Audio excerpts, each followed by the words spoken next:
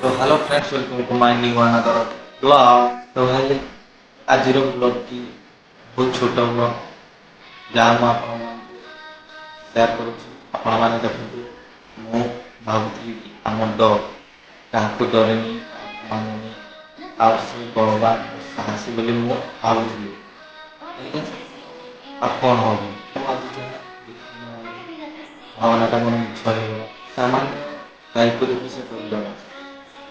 ଯେତିକି ସେ ଡରୁଛି ନା ଭାଇ, ଯେତିକି ସେ ଡରୁଛି ସେତିକି ସେ ଖୁସି ହେଉଛି। ଆଉ ତା ରିଆକ୍ସନ୍ ଦେଖି ଆମେମାନେ ବହୁତ ଖୁସି ହେଇଗଲୁ।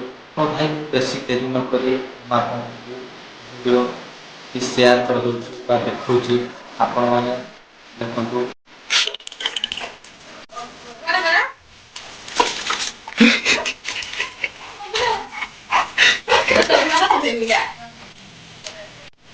ନାଇଁ ନାଇଁ ନାଇଁ ନାଇଁ ନାଇଁ ନାଇଁ କିଟୁ